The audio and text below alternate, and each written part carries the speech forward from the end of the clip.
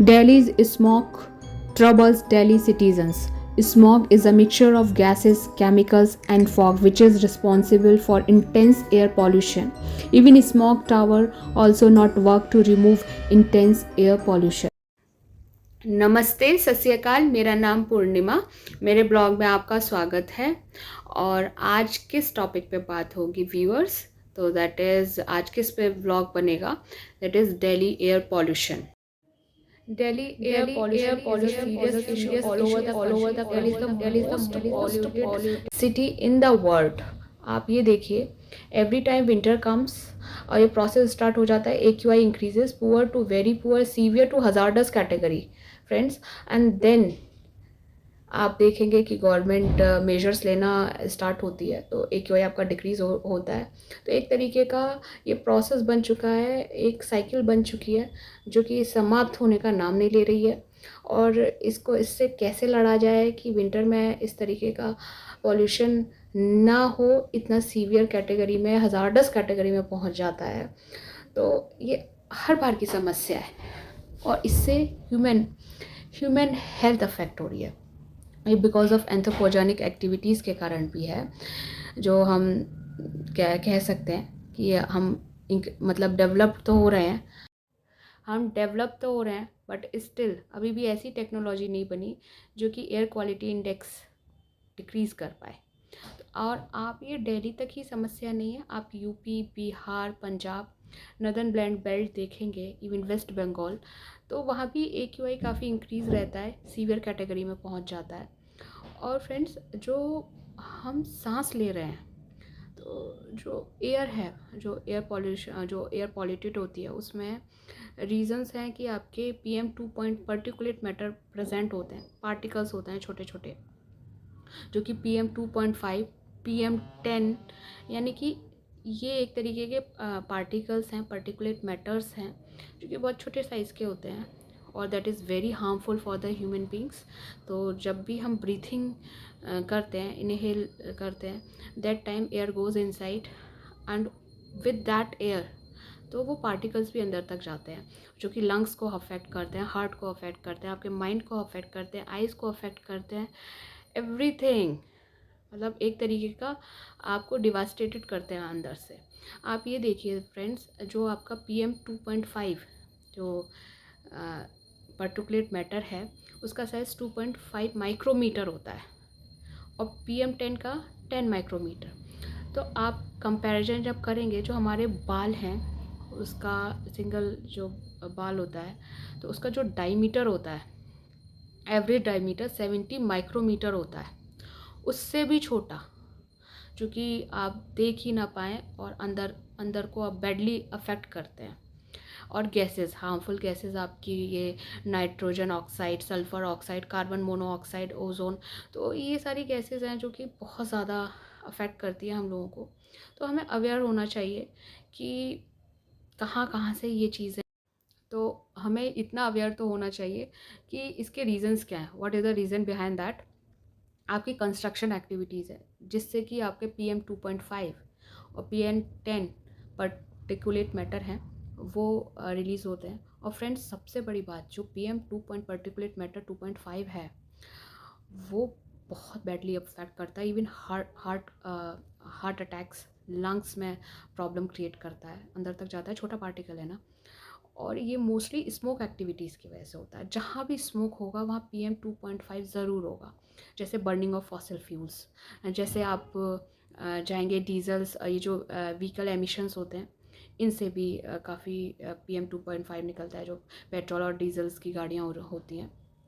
And then आप देखेंगे कि जो स्टबल बर्निंग होती है, वहाँ से भी। तो जहाँ भी स्मोक होगा वहाँ PM2.5 ज़रूर होगा। तो आप ये कोशिश करिए, मतलब जितना भी दिमाग में रखिए कि हाँ, अगर स्मोक है तो PM2.5 है, तो उसको कम, जितना अपने लेवल पे कम कर सकते हैं करने की कोशिश करते हैं सभी। और फ्रेंड्स, मैंने भी कुछ एक दिल्ली में रहते हुए, क्योंकि आप देखेंगे कुछ दिनों पहले हमारा जो AQI है वो 500 प्लस चला गया था, and that is hazards category. तो उस दौरान दिमाग में मैंने कुछ स्टडीज़ की थी, तो और मैं अपनी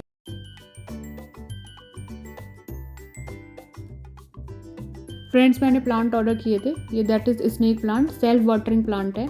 इसमें क्या होगा कि अगर एक बार आप पानी लगा देते हैं विद इन 10 डेज़ में, तो नीचे पानी थोड़ा इकट्ठा हो जाता है। अच्छे से पानी लगाइएगा, नीचे पानी जो है वो खुद ही लेता रहेगा, ये एब्जॉर्ब करता रहेगा पानी, अपने उसमें अपने अपने लेता रहेगा, अपने ज़रूरत के अनुसार मिट्टी लेती रहेगी।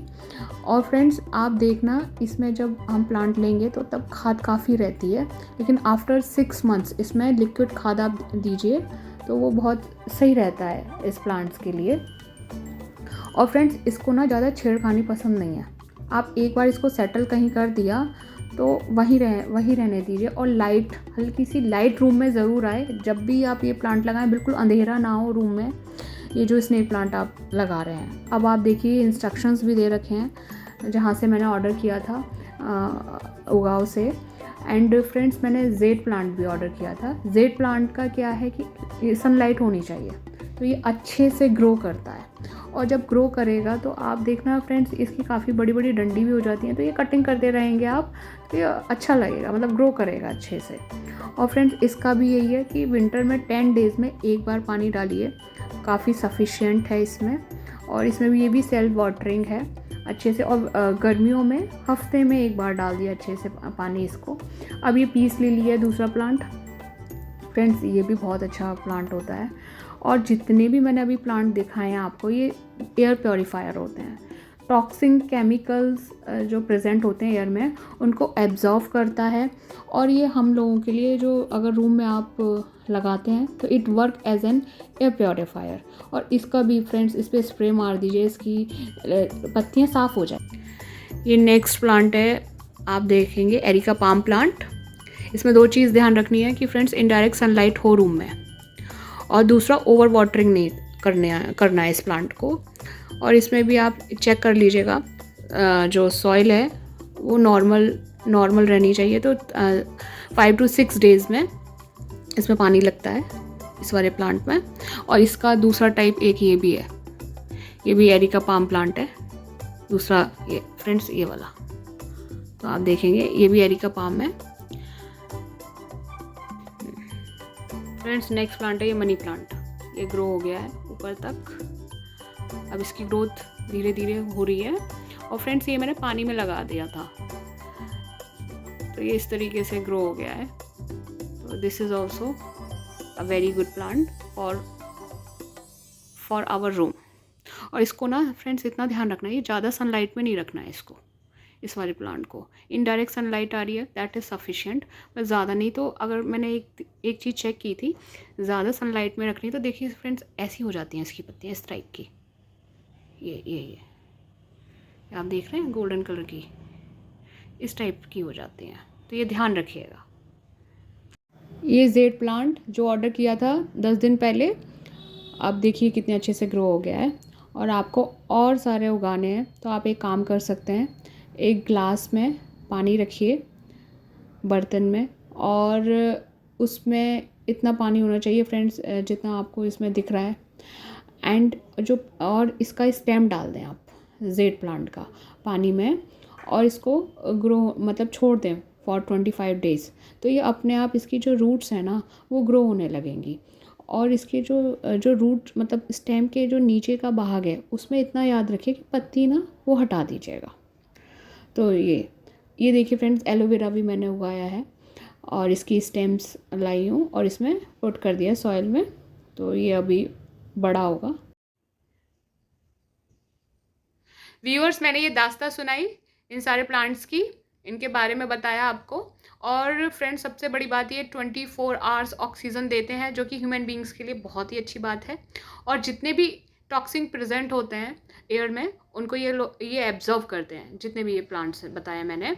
और आप अदर प्लांट्स भी लगा सकते हैं, जैसे बेम्बू है और तुलसी है, ये सारे प्लांट्स भी आप लगा सकते हैं अपने बाहर अंदर। लेकिन इंडोर प्लांट्स फ्रेंड्स, क्योंकि हमें अपना एक जहाँ रह रहे हैं ना, जैसे गवर्नमेंट ने वर्क फ्रॉम होम कर दिया है, जितना हो सके घर पे रहें बोला भी है। और फ्रेंड्स जो भी लोग बूढ़े लोग हैं, बच्चे हैं, घर पे रहें, तो आप प्लांट्स वहाँ लगा देंगे ना, तो वहाँ का एटलीस्ट रूम का जो AQI है वो तो इम्प्रूव हो जाएगा। तो बच्चे बूढ़े हम लोग सांस सही ले पाएंगे। तो ये पॉल्यूशन जो इतने भी टॉक्सिन है वो एब्जॉर्ब कर पाएगा। और फ्रेंड्स, अपने रूम के साइज़ के अकॉर्डिंग प्लांट लगाएं, क्योंकि मेरा रूम छोटा है तो मैंने कम से कम 10-12 प्लांट्स लगा रखे हैं, और भी इंक्रीज़ और भी ग्रो करूँगी इन्हीं प्लांटों से। तो जितना मतलब मेरे लिए बेनिफिट रहेगा तो आई विल डू दैट। और फ्रेंड्स, जैसे कि गवर्नमेंट ने एक अभियान चलाया था, हर घर तिरंगा, और it's good, it's very good. अब इनको ये भी चलाना चाहिए, हर घर पौधे, ये इंडोर प्लांट तो स्पेशली, ताकि जो सिटीजन्स हैं वो तो सही से सांस ले पाएँ, जो लोग हैं। तो और बाकी का तो इन लोगों की टेक्नोलॉजी इम्प्रूव होगी, स्टेप्स लेंगे। पता नहीं ये दिल्ली की जो समस्या है पॉल्यूशन की कब सही होगी, आई डोंट नो, लेकिन हम लोग ये स्टेप्स ले सकते हैं फॉर ऑल ऑफ अस। तो प्लीज़ फ्रेंड्स, मेरी रिक्वेस्ट है, ये ज़रूर स्टेप लें। सच में AQI रूम का बहुत इम्प्रूव होता है। और मेरा खुद का ये व्यूअर्स, हमने देखा how to be save our self in Delhi air pollution, क्या क्या करना है। तो फर्स्ट थिंग थी कि जितना यूज़ हो सके आप मास्क का यूज़ करें, एक doctor also prescribe this. And the second thing, as per study, जितना हो सके इंडोर एयर प्लांट लगाइए फ्रेंड्स। AQI इम्प्रूव होगा रूम का, तो आप इसको इस तरीके से कम्बैक्ट कर सकते हैं from Delhi air pollution. And the third thing, आप एक प्रैक्टिस कर सकते हैं, जिन लोगों को भी आइज़ में इरिटेशन है, नोज़ में कंजेशन है, या गले में कंजेशन हो रखा है, या प्रॉब्लम हो रखी है, तो आप बिकॉज ऑफ दैट पॉल्यूशन, तो आप ये एक टेक्निक यूज़ कर सकते हैं, दैट इज़ जल नेति। इसके बाद अब जल नीति प्रक्रिया के बारे में बताती हूँ, जो मेरी गलतियाँ थी फ्रेंड्स। सबसे बड़ी बात, जो आप गुनगुना पानी लेते हैं और नोज़ में आप जाता है जब पानी, तो उस दौरान आपका जो फेस है वो टिल्ट होना चाहिए, एलिवेट पोजीशन पे होना चाहिए, जो कि मैं नहीं करती थी। तो ये मैंने सीखा था, क्योंकि मैं हाथ के थ्रू करती थी। जब भी फ्रेंड्स जो वाटर होता था ना, मेरा हाथ में होता है फ्रेंड्स, जल नीति पॉट के थ्रू नहीं करती थी। तो इसलिए मैं जो जब भी करती थी तो फेस अपना स्ट्रेट रखती थी, नहीं, एलिवेट पोजीशन पे रखना है और आगे की तरफ रखना है। तो तब प्रक्रिया करेंगे तो प्रॉपर अच्छे से होगी।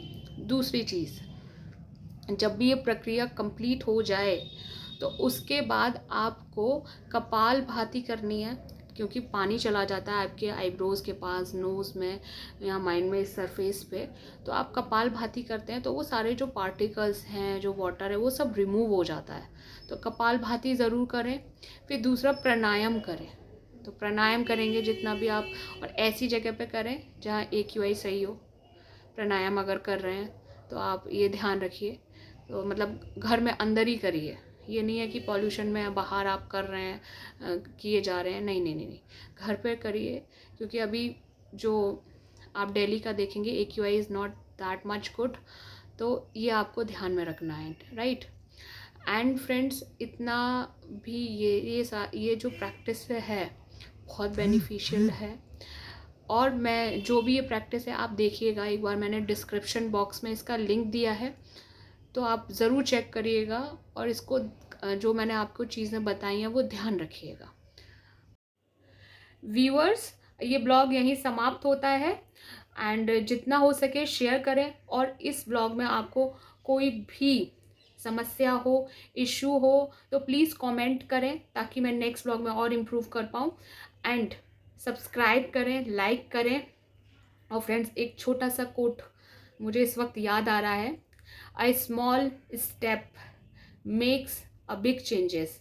तो ये हमेशा है, छोटे छोटे कदम भी आपके बहुत बड़ी चीज़ें कर सकते हैं। तो ये मेरी गुजारिश है आप सब लोगों से, जितना हो सके इंडोर प्लांट्स ज़रूर लगाएं। Thank you viewers.